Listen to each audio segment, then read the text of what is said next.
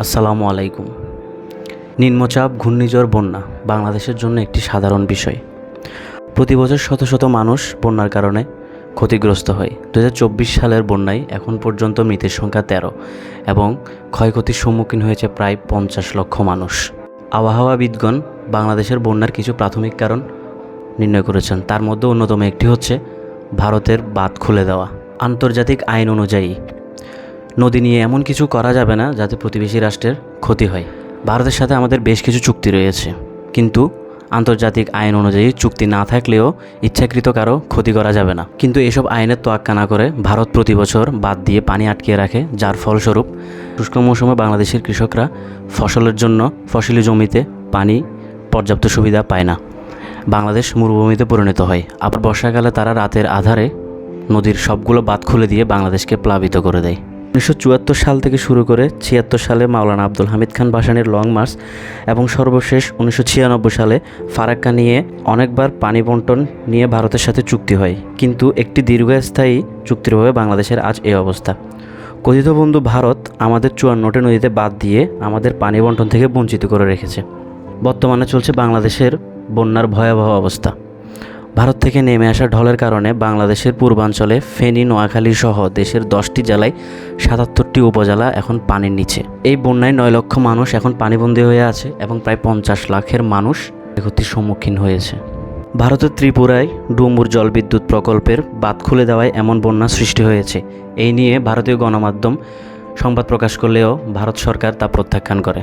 আবার আমরা ভারতের বেশ কিছু গণমাধ্যমকে বাংলাদেশের এই বন্যা অবস্থা নিয়ে হাস্যরসাত্মকভাবে প্রতিবেদন করতে দেখি। G24 ঘন্টা নামে একটি গণমাধ্যম বাংলাদেশকে নিয়ে একটি মজার ছলে প্রতিবেদন করেছে, যার শিরোনাম ছিল ভারত ছাড়লো জল, হাবুডুবু খেতে খেতে বাংলাদেশের কাতর আর্জি। এর আগে 5ই আগস্ট যখন স্বৈরাচারী সরকার শেখ হাসিনা পদত্যাগ করে বাংলাদেশ থেকে পালিয়ে যায়, তখন বাংলাদেশকে নিয়ে বেশ কিছু গুজব ছড়িয়েছে এই চ্যানেলটি। যেমন বাংলাদেশের সাবেক জাতীয় দলের ক্যাপ্টেন মাশরাফি বিন মুর্তজার বাসায় আগুন দেওয়া হয়েছিল, কারণ তিনি আওয়ামী লীগের একজন সংসদ সদস্য ছিলেন। কিন্তু ভারতীয় এই গণমাধ্যম সেই খবরকে প্রকাশ করেছে লিটন দাস হিন্দু হওয়ায় তার বাড়িতে আগুন দেওয়া হয়েছে। বাংলাদেশের সাবেক ক্রিকেটার মাশরাফি বিন মুর্তজাও এর শিকার। নড়াইল 2 আসনের সংসদ সদস্য মাশরাফির বাড়ি পুড়িয়ে দিয়েছে, কিন্তু ভারতে একটি মহল সেটিকে জাতীয় দলেরই আরেক ক্রিকেটার লিটন দাসের বাড়ি পোড়ানোর ঘটনা বলে উদ্দেশ্যমূলকভাবে প্রচার করে যাচ্ছে। ভারতের কয়েকটি সংবাদ মাধ্যম অবশ্য ফ্যাক্ট চেক করে পরে আসল ঘটনা তুলে ধরেছে। পাকিস্তানের সংবাদ মাধ্যম দ্য ডন ও ফ্যাক্ট চেক করে আসল তথ্য তুলে ধরেছে। এছাড়াও বাংলাদেশের মন্দিরে আগুন দেওয়ার ঘটনা তারা তাদের গণমাধ্যমে প্রচার করেছেন, কিন্তু এগুলো আদৌ সত্য নয়। অনেক আগের ভিডিও, এমনকি তাদের দেশের হিন্দুদের উপর নির্যাতনের ভিডিও তারা বাংলাদেশের হিন্দু বলে চালিয়ে দিয়েছে। বাংলাদেশের ছাত্র জনতার অভ্যুত্থান এবং দেশের সাম্প্রতিক অবস্থা নিয়ে নানান অপপ্রচার চালাচ্ছে প্রতিবেশী দেশ ভারতের গণমাধ্যম। পাশাপাশি সামাজিক যোগাযোগের মাধ্যমের বিভিন্ন ভেরিফাইড পেজ থেকেও চালানো হচ্ছে নানান প্রোপাগান্ডা। পুরনো এবং ভিন্ন স্থানের ছবি প্রকাশ করে দেয়া হচ্ছে ধর্মীয় উস্কানি। আমরা সকলেই জানি এবং সারা বিশ্ব জানে 1971 সালে পাকিস্তান আমাদের উপর যে নির্মম অত্যাচার চালিয়েছে তা আমরা সবাই দেখেছি। কিন্তু স্বাধীনতার পর থেকে আজ পর্যন্ত না দেখা এমন অনেক সত্যি আছে, এমন অনেক নির্যাতন আছে যেগুলো ভারত আমাদের উপর চালিয়েছে, কিন্তু তা কখনো প্রকাশিত হয়নি। এই যে বাংলাদেশের স্বৈরাচার সরকারের আমলে এত গুম খুন, হাজার হাজার লক্ষ লক্ষ মানুষ নির্যাতনের শিকার হয়েছে, তাতে কিন্তু ভারতের রয়ের হাত রয়েছে। এমনকি বিভিন্ন প্রকল্পের নামে বাংলাদেশ থেকে হাজার হাজার কোটি টাকা আত্মসাৎ করেছে ভারত। বন্ধু নামে এই শত্রুকে সবসময় বাংলাদেশের মানুষ শত্রু হিসেবেই বিবেচনা করেছে, যার কারণে আমরা দেখি প্রতি বছরই প্রায় ভারত বিরোধী আন্দোলন শুরু হয় বাংলাদেশে, ভারতীয় পণ্য বয়কটের ডাক আসে। ভারতের নীরব ভূমিকায় থেকে বাংলাদেশের উপর যে অন্যায় অত্যাচার করেছে তার উপর ক্ষুব্ধ হয়ে নেটিজেনরা সামাজিক যোগাযোগ মাধ্যমে বাঁধের বিপরীতে বাঁধ দেওয়ার প্রস্তাব দিচ্ছে। অনেকে এমন প্রস্তাব দিচ্ছে ফারাক্কা বাঁধের 40 কিলোমিটারের মধ্যে বাংলাদেশে আরেকটি বাঁধ দেওয়ার, যেখানে ভারতের ফারাক্কা বাঁধের উচ্চতা 7350 মিটার, সেখানে বাংলাদেশের বাঁধের উচ্চতা হবে 7500 মিটার, যাতে ভারত ফারাক্কা বাঁধে পানি ছেড়ে দিলে সেটা 40 কিলোমিটারের মধ্যে আবদ্ধ হয়ে আবার ভারতের দিকে ফিরে যায়, বাংলাদেশে ঢুকতে না পারে। কিন্তু এটা কি আদৌ যৌক্তিক? চলুন আমরা একটু বিশ্লেষণ করে নিই। পানির ধর্ম হলো আপস্ট্রিম থেকে ডাউন স্ট্রিমের দিকে যাওয়া। এক্ষেত্রে বাদ দিলে পানি রিভার্স হয়ে ভারতে যাওয়ার সম্ভাবনা খুব কম। যখন পানি রিভার্স হয়ে ভারতের দিকে যেতে পারবে না, তখন পানি তৃতীয় আরেকটা রোড তৈরি করে নিবে, যেদিক দিয়ে প্লাবিত হয়ে ধ্বংস হয়ে যাবে অনেক কিছু। অথবা নদীর পানি আপস্ট্রিমে জমা হতে হতে বাঁধ ভেঙে ফেলবে বা ওভারটপ করবে। এক্ষেত্রে পরিণত হবে ভয়ানক ফ্লাশ ফ্লড ও নদী ভাঙন।